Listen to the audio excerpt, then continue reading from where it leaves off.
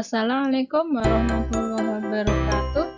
Kembali bertemu dengan saya, Bu Feti. Kali ini kita akan belajar tentang bagaimana menganalisis data. Oke, kita lihat bersama-sama. Diagram berikut menunjukkan jumlah hasil tangkapan ikan dalam tahun 2003 sampai 2008. Kita akan menjawab beberapa pertanyaan ya terkait dengan diagram batang yang sudah tertera. Pada tahun berapa hasil tangkapan ikan terbesar? Kemudian berapa selisih tangkapan ikan besar dengan yang paling sedikit? Terus dapat kita simpulkan kenaikan tertinggi terjadi pada tahun 2006-2007. Pertanyaan pertama yaitu bahwa jumlah tangkapan ikan terbesar itu terjadi pada tahun berapa?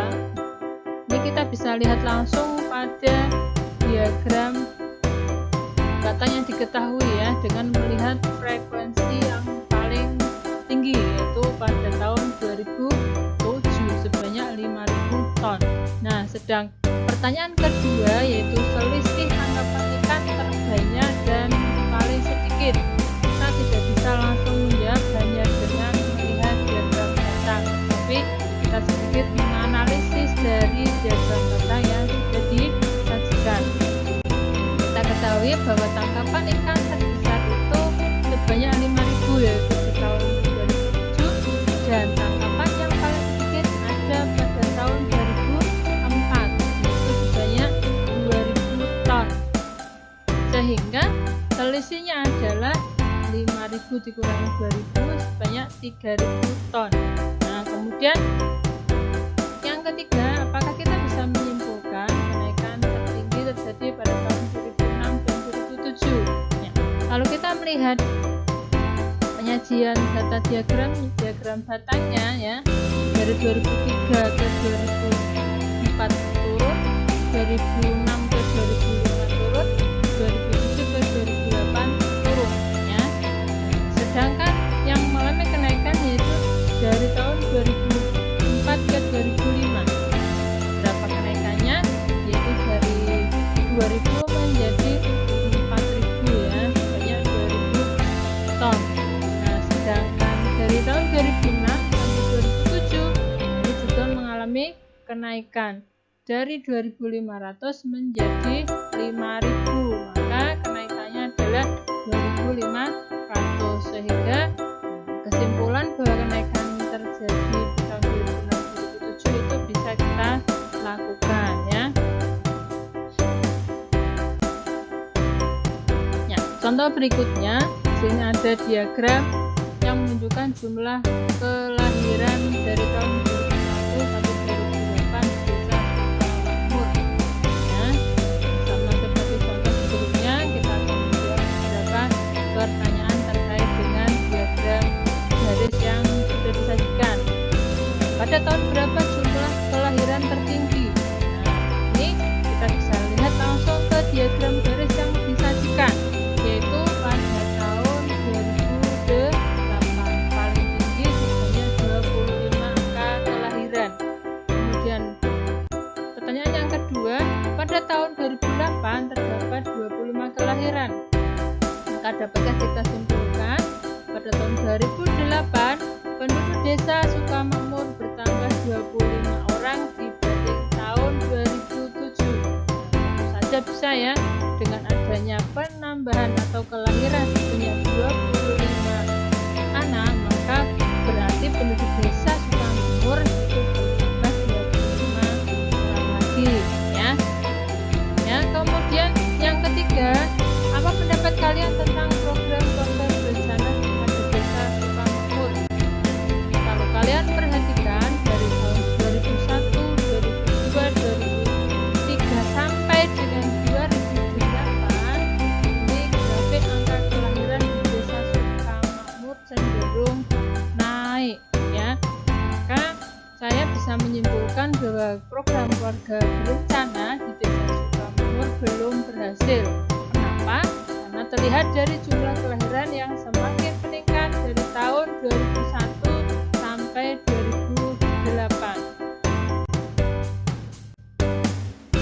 Contoh berikutnya yaitu diagram yang menunjukkan produksi padi tahun 2001 sampai 2008 di Desa Sukamakmur. Ditunjukkan dengan tabel berikut.